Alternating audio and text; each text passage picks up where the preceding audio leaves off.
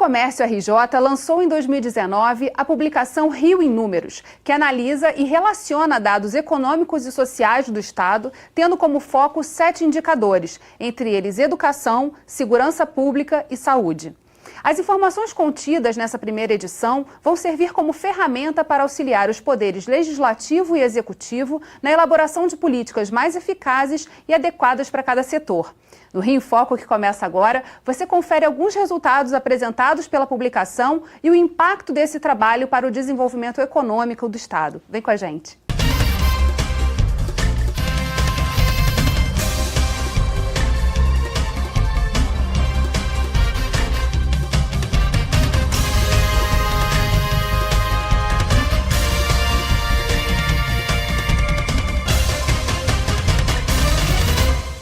O Rio em Foco recebe o economista-chefe da Federação do Comércio de Bens, Serviços e Turismo do Estado do Rio, Fecomércio RJ, João Gomes.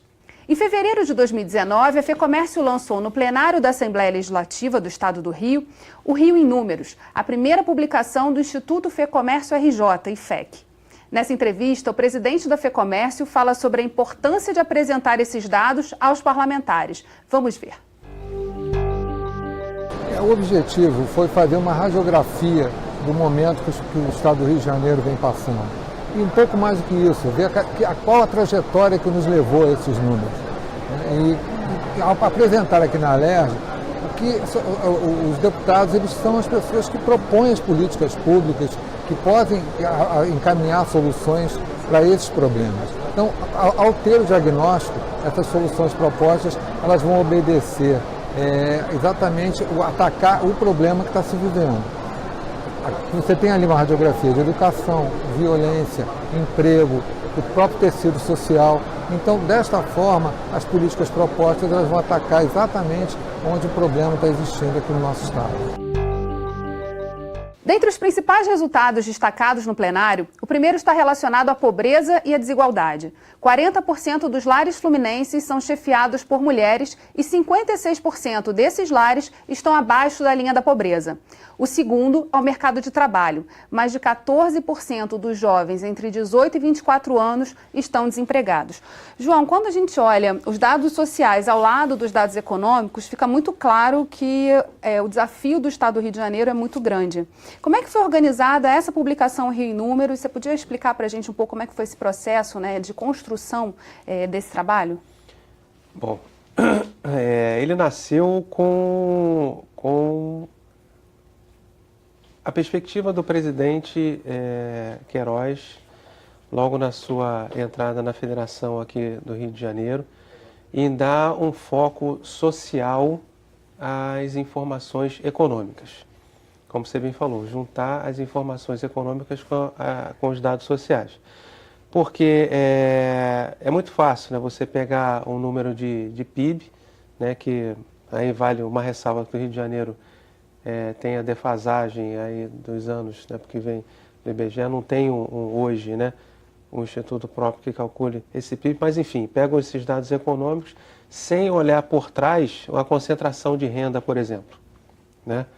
Em que você tem de uma relação entre 1% mais rico com 20% mais pobres, uma diferença de 56 vezes. Então, assim, é bastante relevante a questão social, a distribuição de renda, e isso tem reflexos, né, nas questões como da educação, como da violência, e pega em cheio a juventude. E o momento que o Rio de Janeiro está passando, com todas as dificuldades também existentes nos outros estados, mas vamos pegar aqui o nosso caso, né, que foi o epicentro da crise nacional que a gente viveu aí nos últimos anos. Esse foco é extremamente importante para que a gente aproveite o momento que a gente está passando, né, de transição demográfica, para aproveitar essa população em idade produtiva, para que a gente mude de patamar, né? E hoje, no caso do Rio de Janeiro, Brasil como um todo, é mais do que mudar de patamar. Hoje é uma questão de sobrevivência, você olhar na base para que a gente avance de uma maneira robusta, sem ficar naquelas idas e vindas, né? sem uma trajetória sustentada que faça com que o país mude de patamar e enriqueça, né, como eu falei na apresentação lá no plenário, antes de envelhecer. Mas a gente já inverteu essa pirâmide, né? Quer dizer, a transição demográfica no estado do Rio de Janeiro também já está mais acelerada do que no restante do país, o que aponta aí um desafio para os jovens que já sentem na pele isso quando a gente olha, por exemplo, para as taxas de desemprego. Exatamente. Você tem um percentual de desemprego muito elevado. O Rio de Janeiro que viveu, né, o início dessa última década agora, né, um processo de crescimento, até a primeira década, né, do século, né, o final ali, por conta dos ganhos, né, dos grandes eventos, né, do Estado. Então viveu uma época bastante positiva, uma perspectiva bastante favorável. Recentemente eu até estava olhando uma matéria de 2008, 2009, por ali, esses 3 anos, né, que foram de maior crescimento, de avanço. Né, teve uma crise em 2008, 2009, foi a crise nacional, mas teve um avanço ali a partir do segundo semestre de 2009, e o Rio de Janeiro liderou esse crescimento não faz muito tempo, né? E a gente tinha disputando ali a primeira colocação todos os meses na taxa de desemprego. Hoje é o contrário, a gente tem uma das maiores taxas de desemprego e uma parcela muito significativa sendo levada, né, tendo como causa o desemprego dos jovens. Mais de 30% desses 14 você tem desemprego de jovens. É o que está deixando o número mais inchado, a quantidade de jovens desempregados no estado do Rio de Janeiro. E aí a gente fala também de uma outra questão apontada na sua apresentação, que foi a questão da informalidade, né, que atinge principalmente o setor de serviços, que é o setor analisado ali, né, acho que com maior profundidade, e é exatamente o espaço em que quem mais sofre é quem está ingressando no mercado com essas regras mais informais e ficando completamente também fora de um sistema de uma carteira de trabalho assinada e dos dados nacionais oficiais, né? Sim. E o que a gente observa hoje é uma certa melhora, né, de renda, por exemplo, mas uma melhora na renda, né, tendo como base, em grande parte, a informalidade. Então, é uma melhora que daqui mais um pouco ela some, e aí?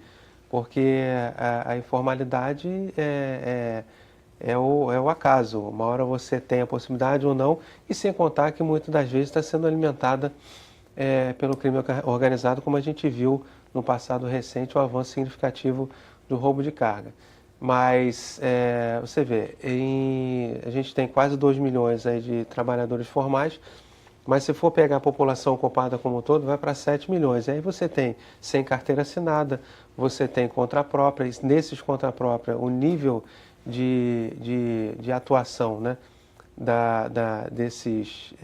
dessas pessoas, né, sem CNPJ é muito grande. Então a informalidade, tanto na física como a informalidade na jurídica, teve um impacto, né, ainda tem nessa parte de serviço, saúde de alimentação, etc., e transporte, né, como a gente viu também recentemente esse avanço significativo de alguns itens aí de aplicativos.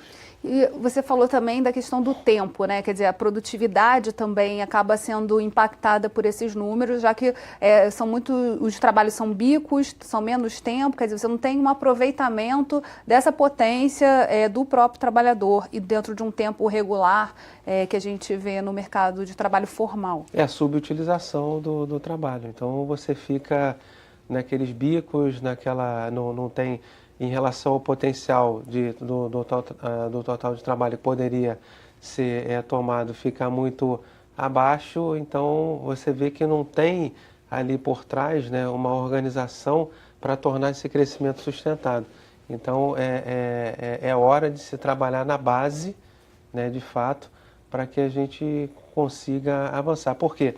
Como você falou no início da pobreza, como é que eu consigo romper o ciclo da pobreza se você tem, como você bem falou, os lares chefiados por mulheres, quase 60% dessas mulheres abaixo da linha de pobreza, Lembrando que a linha de pobreza está em R$300 por mês, a extrema pobreza R$150 por mês, então estão vivendo entre uma média desses dois valores. Então, é a mulher que chefia, na maioria das vezes, óbvio, é jovem, o homem jovem tem uma relação muito forte com a violência, com mortes, né, violentas, né, e a criança que nasce nesse ambiente, né, qual a educação que ela vai receber, né, aí entra a questão dos não procuram e nem trabalham, os nem, né, mas não fazem por quê? Né, porque tem que se ter aquela subutilização, né, o subemprego para poder atender rápido ali aquela necessidade quase de sobrevivência. E né? aí? A gente vai fazer um rápido intervalo e voltamos já. Rio em Foco aqui, política e economia caminham juntas.